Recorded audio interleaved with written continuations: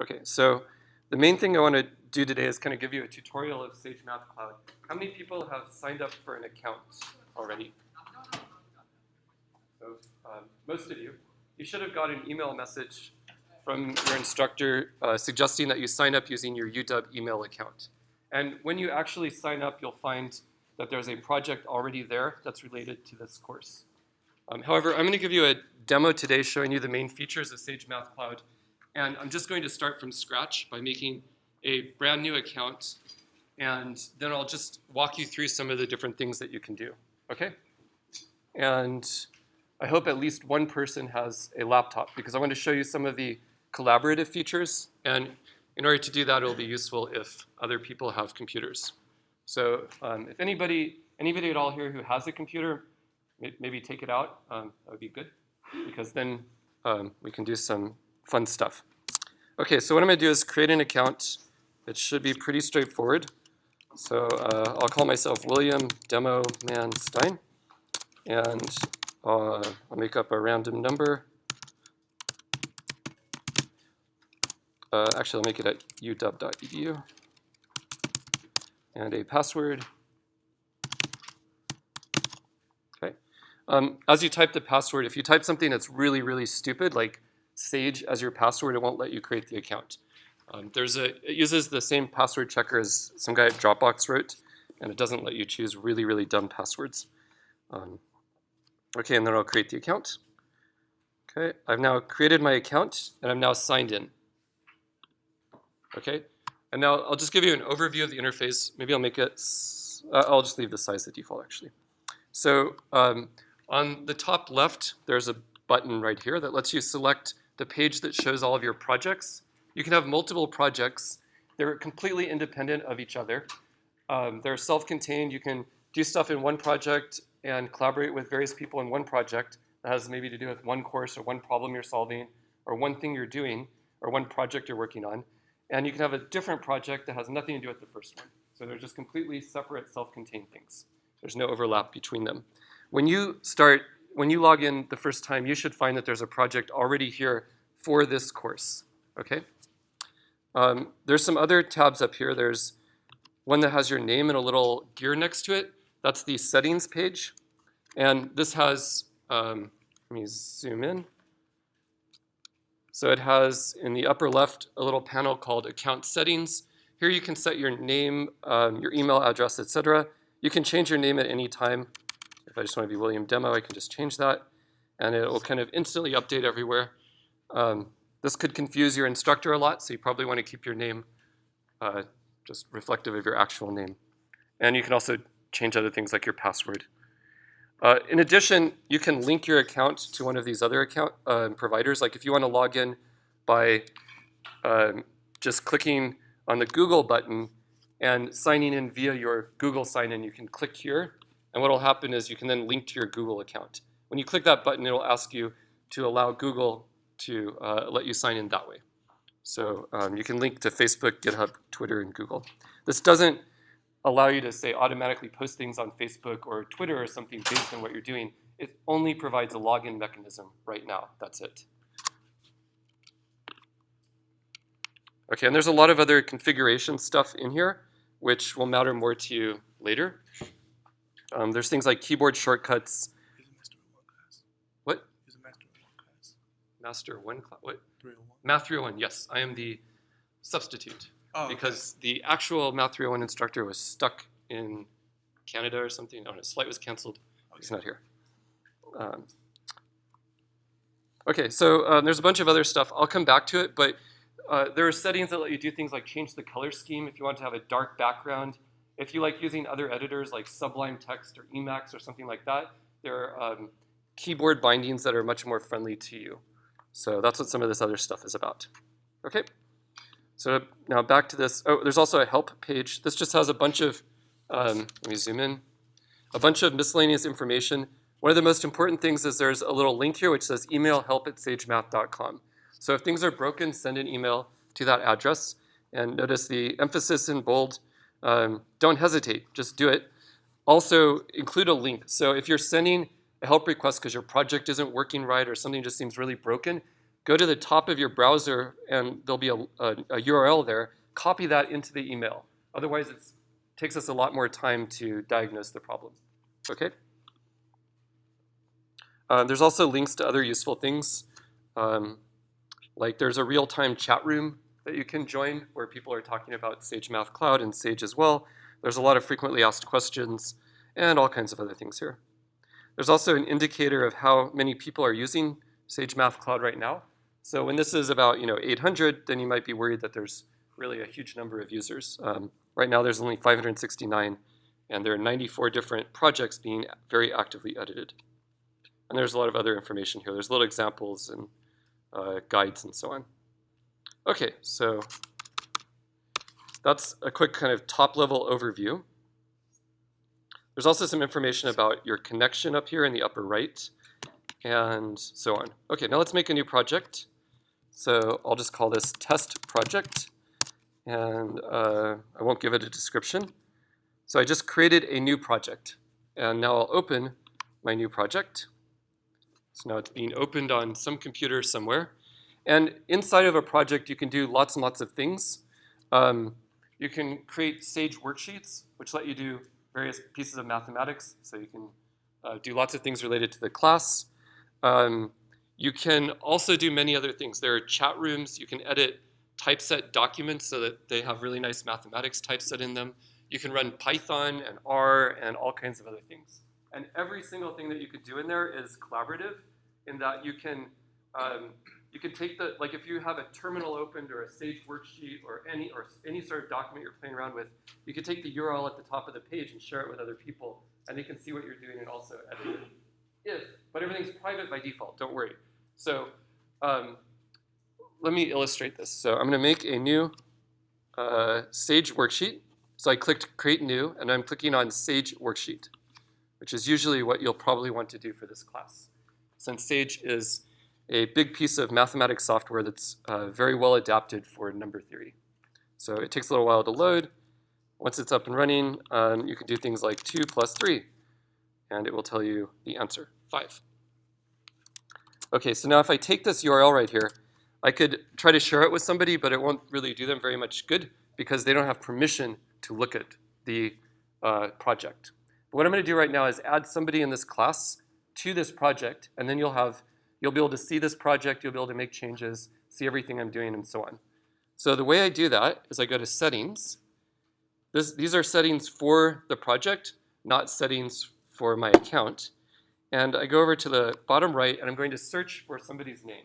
So this is where somebody here has to volunteer their name so I can search for your name. Yes, what's your name? Tim Turner. Tim Turner. So I'll type Tim Turner. Hopefully I spelled that right. And fortunately, you're the only Tim Turner who has signed up for sagemathcloud. If you want to add somebody and you type their name in and there's 4 different people with that same name, the way to disambiguate them currently is to search by their email address instead. If you search for an exact email address, that will show you just the one person that has that email address. There's no way to do partial searches for email addresses because people consider that too much of a security risk.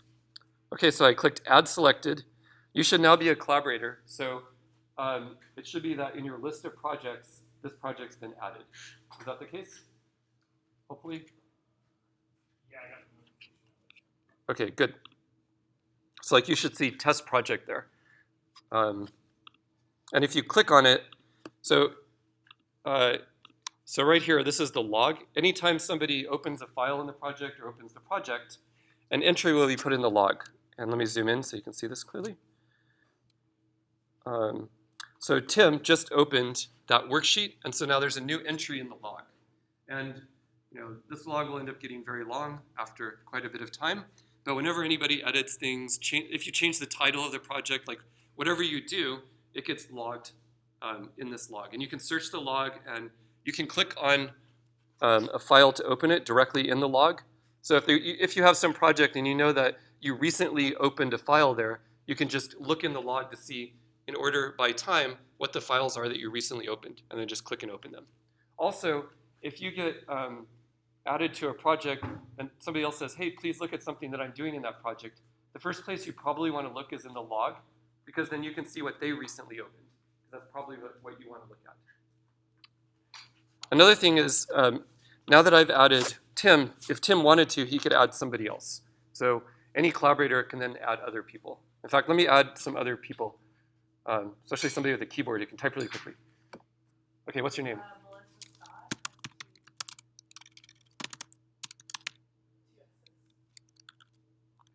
Two S's here. Not even.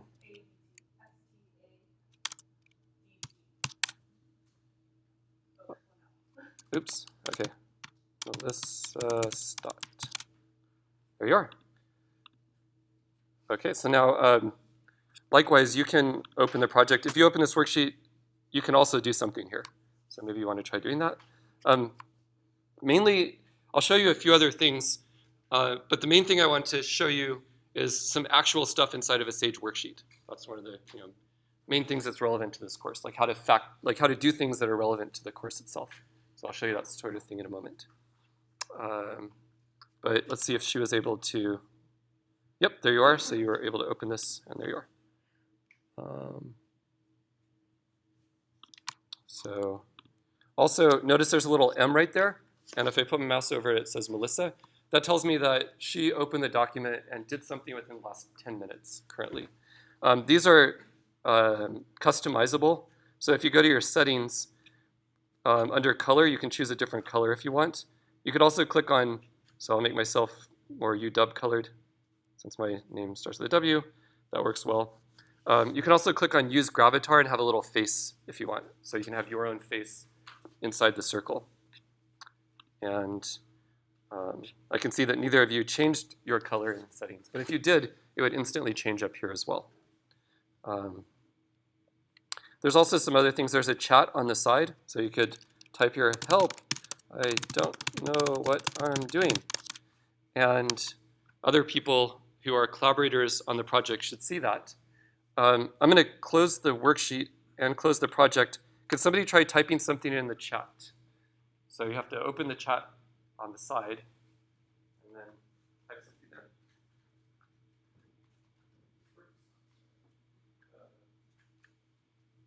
Maybe you have to click with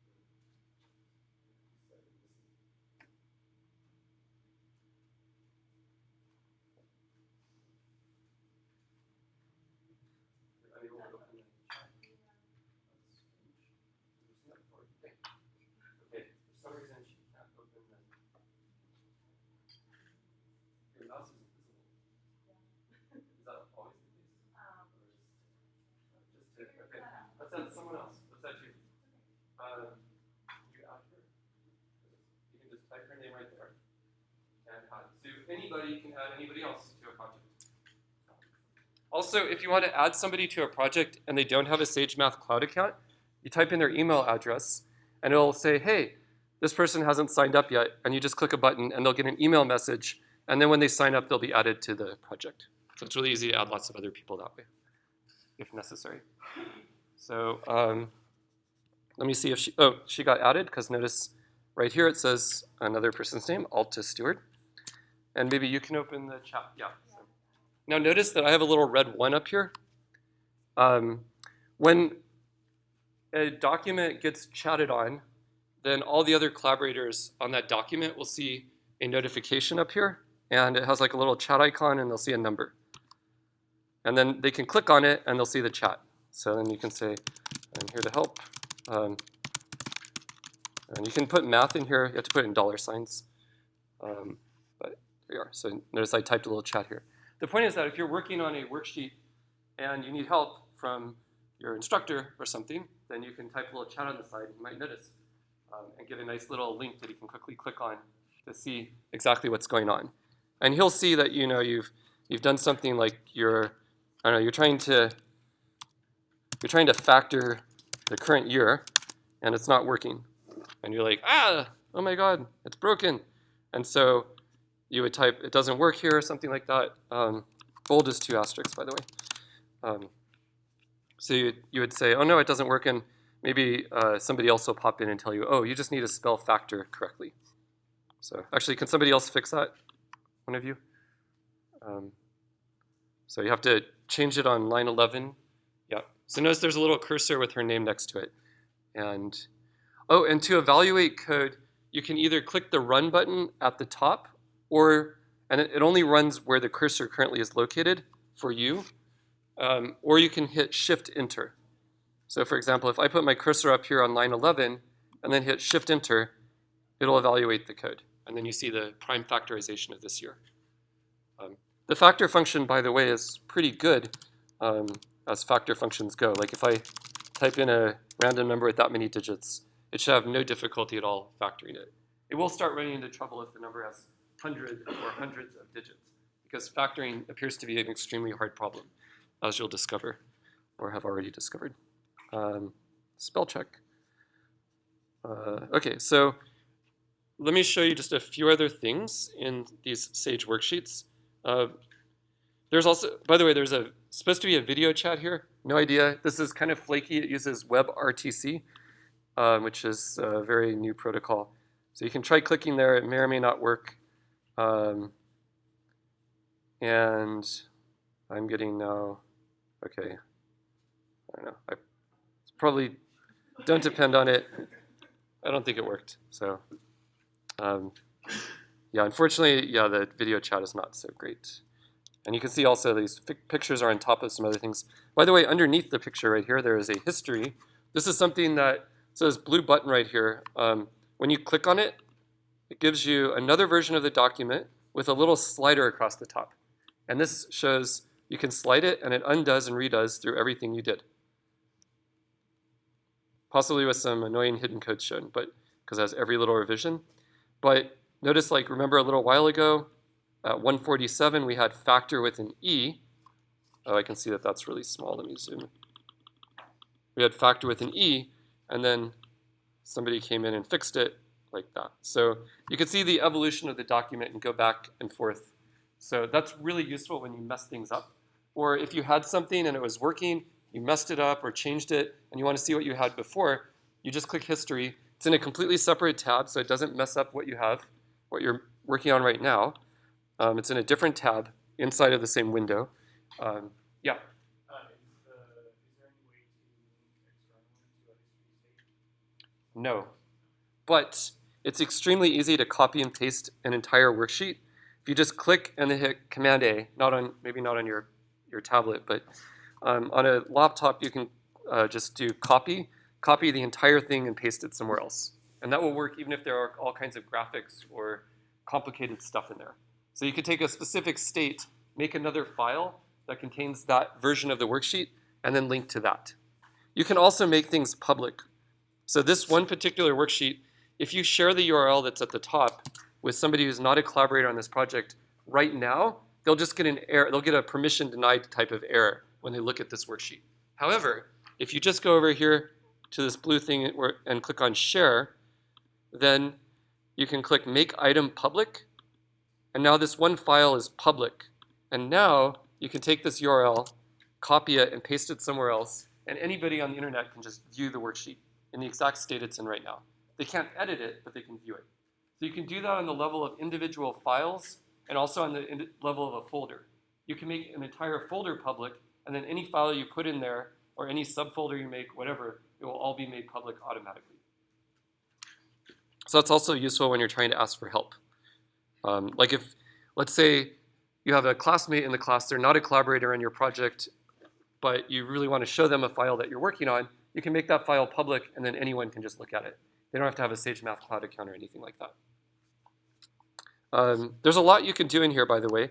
One way to see some of the various things you can do is there's a whole bunch of little drop downs across the top, one called number theory, which is obviously going to be important here. But let me just click on a few of them so you can see some of the things you can do. There's, of course, a lot more than what's just shown here. So let's start with plots. So there's some examples of kind of pre-made 2D plots and also some pre-made 3D plots. So let's click icosahedron. And what that will do is it will create an icosahedron in 3D, and it starts spinning it around, and it has some opacity, so you can see through it. And other people, like if you look at her laptop over there, she also sees it. And anyone else that's viewing this worksheet, even somebody looking at it publicly, would be able to see this 3D plot. And you can move it around and zoom in and out and so on. You can go inside of it for what it's worth. And you can change various parameters, like if you want it to be a little more opaque and you really want it to be purple and you want it to spin much more quickly, you can change those things and then hit Shift-Enter, and then it will redraw it with those changes made.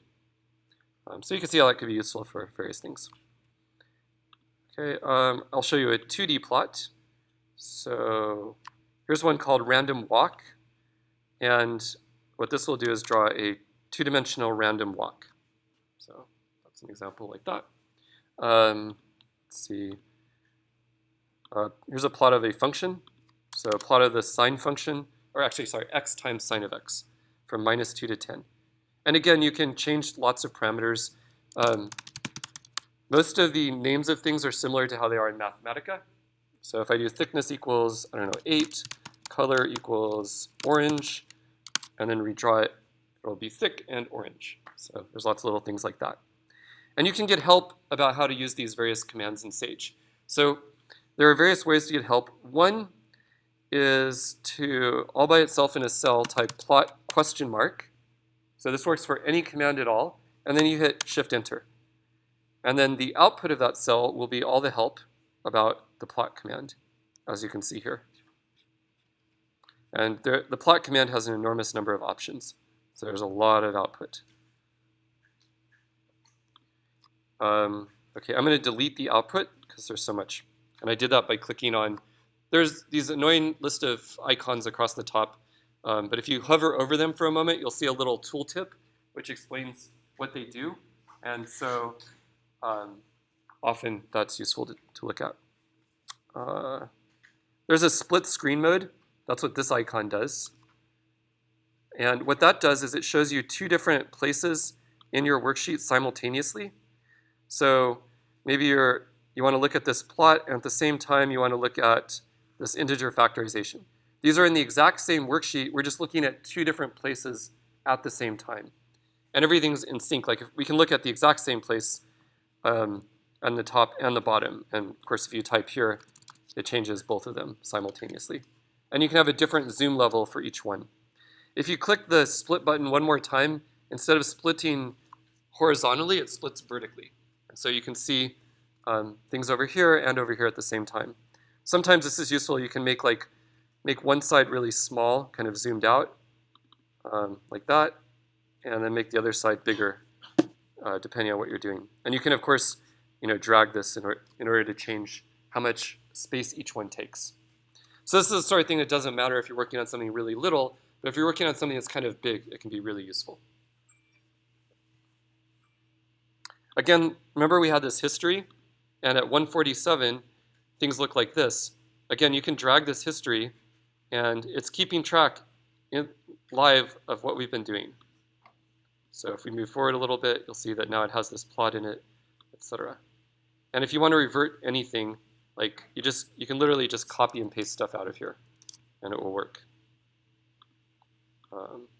It's a little annoying. There are certain codes that get embedded intermediately, and it doesn't skip them yet. Sorry about that. Okay, let me show you a few things that are maybe more relevant to number theory. So let's go down to the bottom, and I'll get rid of the split screen stuff. Okay, so there's a little number theory box. This is just another drop-down. There's a lot more related to number theory in Sage than just a few things that are listed right here. So here there's something about working with the numbers modulo n, something about listing prime numbers, something about counting prime numbers, something about factoring integers. So, and there's some stuff about elliptic curves and continued fractions and so on. So how about, let's do list prime numbers. So I'll click there, and it's going to insert, right when I did that, it inserted an example of some code that lists prime numbers. And then we run it, and it lists all the prime numbers up to, but not including 100. If I wanted to list the primes up to 2015, what do you think I would do? Extremely easy question. Yep, just change it to 2015. And if I wanted to find out, like, what if I wanted to list primes from 1000 to 2015? Or what if I wanted to use a different algorithm to list them or something like that? How would I find out the various options for using this function? Yep, just use question mark. So that's one way to do it. You can say prime range question mark, and then hit enter, shift enter, and it will show you in the output the help. By the way, there are two other things you can do, which in some cases are nicer. If your cursor is inside of the parentheses, like you're about to call this function, if you just hit the tab key, it will show you the help. Just like that, it just pops up in a window. And so this is the help. And notice here it has various options for algorithms and all kinds of stuff. And then you can hit escape and that goes away. And you can also, if you hit tab after putting the question mark there, it'll also pop up the help. So that can be useful. Of course, another thing you can do is type into Google prime range sage. And who knows what'll come up, but a lot of stuff related to prime range. Apparently, a bug in prime range. So this is the issue tracker for Sage development. Sage itself is an open source software project that I started in late 2004 and that many, many people have contributed to. And there's a server where we track development and bugs and so on. So apparently 6 years ago, somebody found a bug, or at least an error where something overflowed, and they weren't happy with this guy, Kevin Stuvey, who was a UW undergrad. And I think he got really obsessed with prime range as a result and spent a whole summer writing a different version of it. And then another UW undergrad wrote an even better different version of it. A huge amount of Sage development, the actual implementation of Sage has been done by UW undergraduates. So if you want to write math software or web-based math-related applications, contact me. There's a lot of opportunities for doing that sort of thing.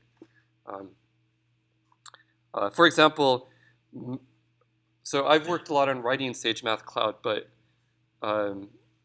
3 undergraduates worked a huge amount on it as well, and they got involved in working on the development. For example, writing this history thing was done by John Lee, who's a UW undergrad, when about 2 years ago I gave a talk in that room over there demoing sagemathcloud. And then he just contacted me afterwards, and he ended up, as part of one of his summer projects, implementing this history button and the corresponding slider and so on. So there's been a lot of involvement. I think there might be like 13 or so UW undergrads involved this quarter already. So there's many opportunities. Okay, so let's see. What else should I show you? Let me just show you some things that might be useful for other courses. So if you do anything with combinatorics, there's a lot of stuff for working with graphs, that is vertices and edges. And let's see, for example, there's a function to plot graphs. So, and you can like move the edges or the vertices around, which is nice. There's functionality related to calculus. So let's say you want to integrate something symbolically. So that's a really boring example, but there you are. By the way, you might be really annoyed by the look of the output. If you do show, then it will take the output and display it in a much prettier form. Let's also make this kind of more interesting. So notice that's a little prettier to look at. So that's nice. You can also, it has sort of different ways of embedding the code. So for example, if you know about tech, this is the code necessary in tech. So again, I should zoom in.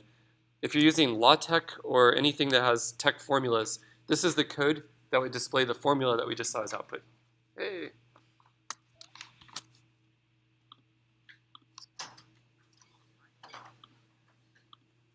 So there you are. So you can do lots of calculus type stuff. And of course, I showed you plots before. And there's other things like differentiation, symbolic limits. I mean, there's really an absolutely enormous amount of calculus-related functionality. There's also a lot of functionality related to matrices. I think that's really linear algebra. So let's see, computing the determinant of a matrix. So this computes the determinant of the 2x2 matrix with entries 1, 2, 3, 4. Sage is actually really powerful at this sort of thing. First let's make a random 10 by 10 matrix, and then I'll show you what it looks like. There it is. And then you can do a.determinant.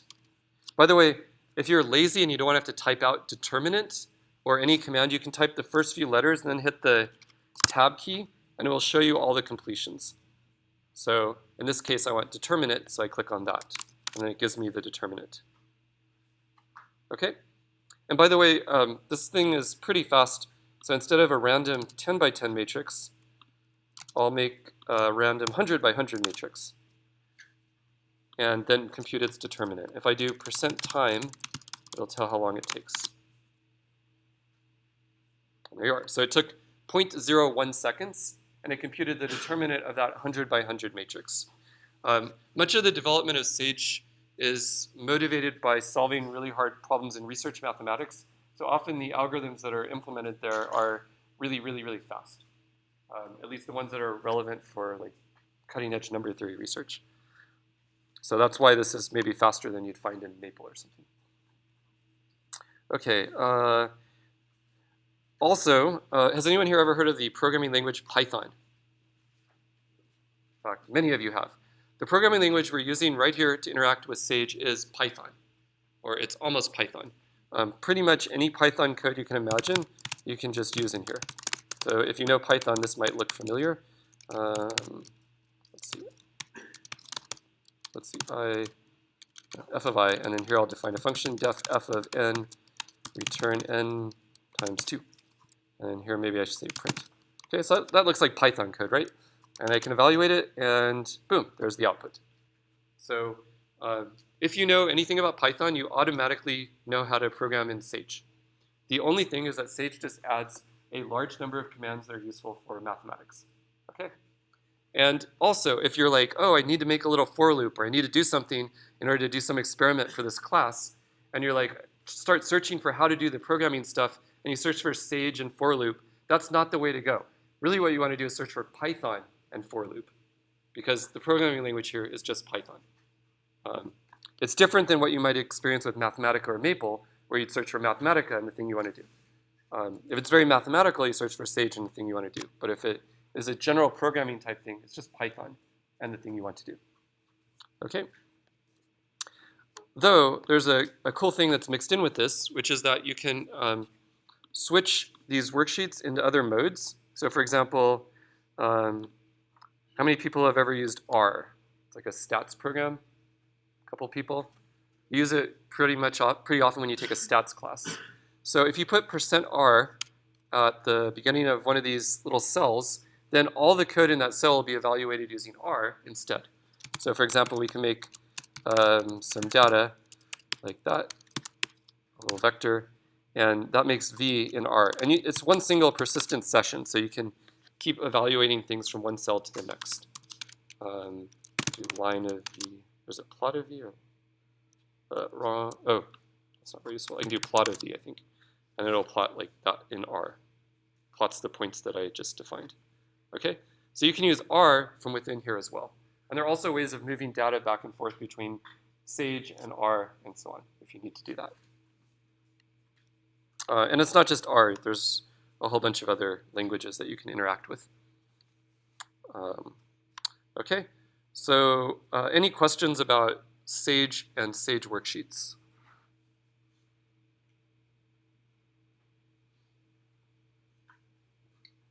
I refuse to continue until you ask a question about Sage or Sage worksheets. Yes? This is a small one, but these horizontal lines that separate the cells. Yeah. They're segmented. Like I saw them. Oh, so when let's see, if I'll do sleep 10. So that sits there for 10 seconds. It tells you whether the cell's currently running. Also, so let's start another thing. So, oh, actually, annoyingly, that one finished. So you can see that both of them are running, but it has to finish the first one, and then it'll work on the second one. So it just kind of indicates whether or not something is running. So this can be incredibly confusing, and I think I need to prove the user interface here, and your ideas would be appreciated. Imagine if you typed sleep 10 right here, and then you completely forgot about that, and you're down here working on something, and you try to evaluate it, and it's just going to sit there blinking green for a while, and you don't know why it isn't running. but it's because the other thing is already running.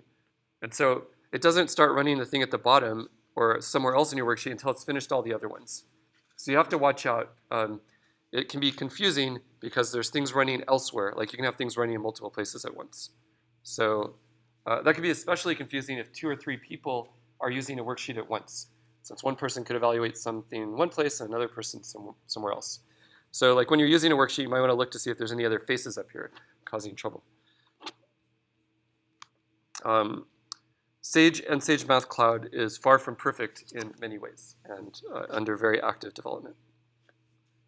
But yeah, that's what these colors mean. And the colors on the left indicate things like, well, the fact it just changed to gray means that that hasn't been evaluated yet. So right here, it's blue. That means that that cell was evaluated and the output is really what you got.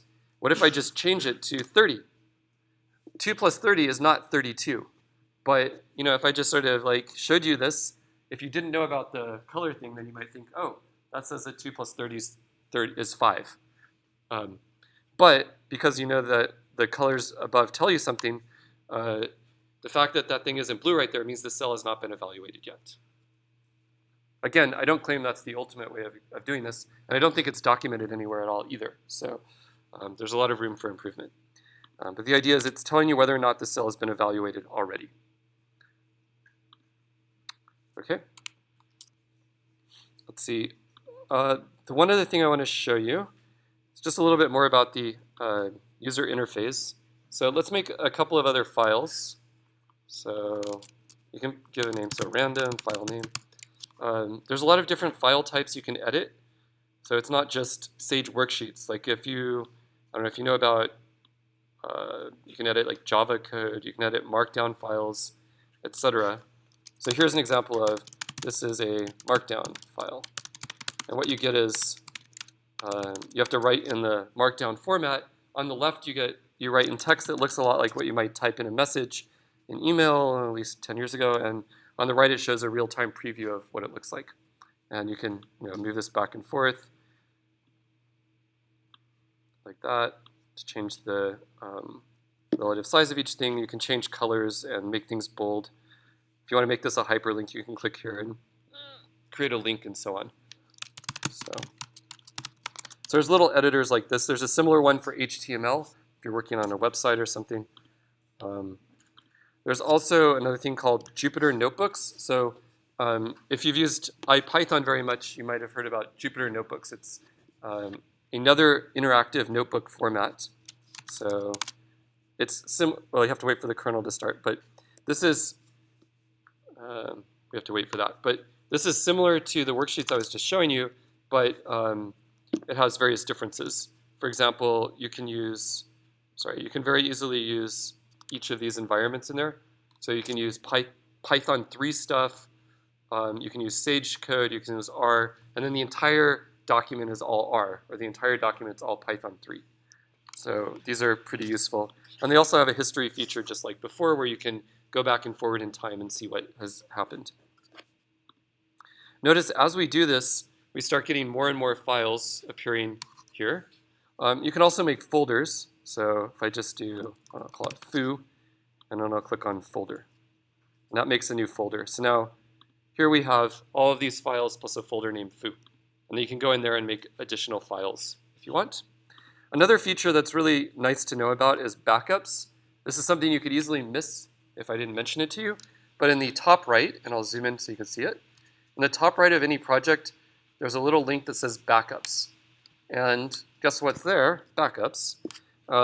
As we've been using the project, a snapshot of the files in our project has been made every 5 minutes. And here they are, and you can browse through them. So if we want to see what things look like 26 minutes ago, click there, and you saw that there was just that one file. If we want to see how things look 7 minutes ago, now there's several different files, etc.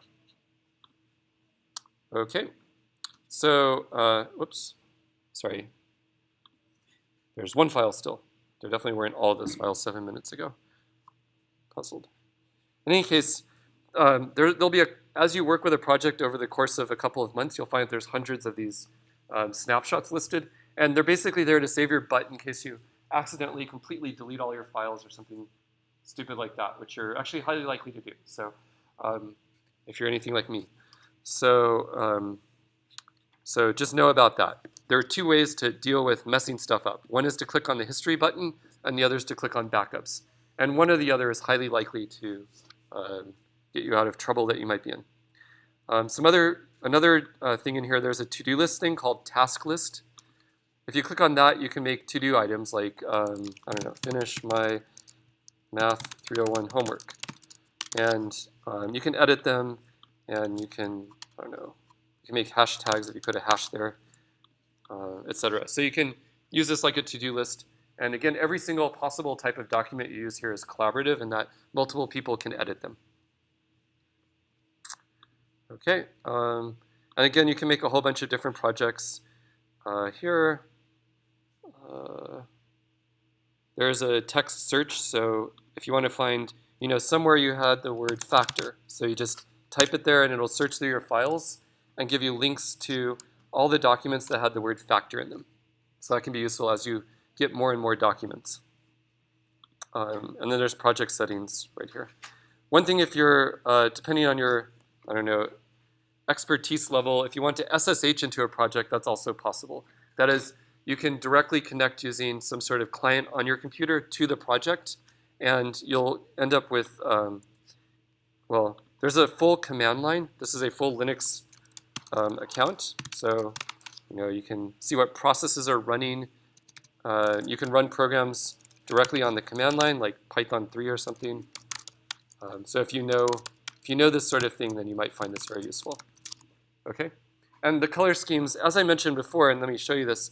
The color schemes are configurable as well. So I can change maybe my worksheet scheme to solarized dark, and the terminal scheme to solarized light, for example. And now when I go back over here, it doesn't instantly change them, unfortunately.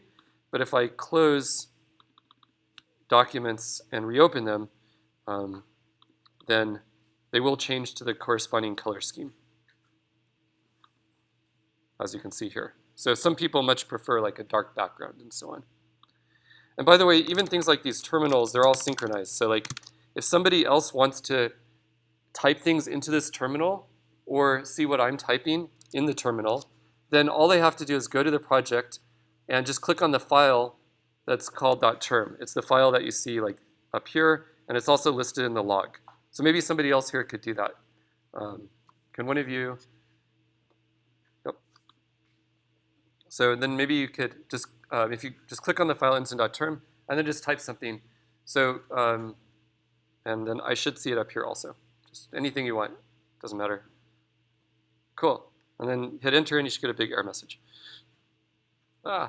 And then there's a lot of, the Linux commands, probably you don't know too much about them, but like ls list files. And it can be convenient. You can make a directory by doing make dir a directory, and then type ls, and then that directory gets created. Most people don't use the command line much these days, but at least it's there in case you need it. Okay, let's see, anything else critical? Nope, I think I told you all the main things I need to tell you. Probably the one other important thing is the Sage reference manual. Sage itself has a huge amount of documentation online. And if you just type Sage reference manual, you can find in Google this document. And it'll have a chapter about, or a part about number theory. And if you dive into this, you'll see lots of stuff about number theory, which may or may not be comprehensible, but at least it's there. And then there's like a chapter about calculus and so on. There's also a book called Sage for Undergraduates. Since you're undergraduates and you're using Sage, you might want to look at this book. It's completely free. You can get it online.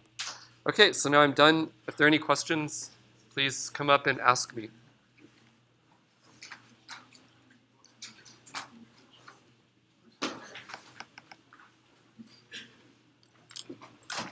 Hey, sure. So you said that we should already have a project in there that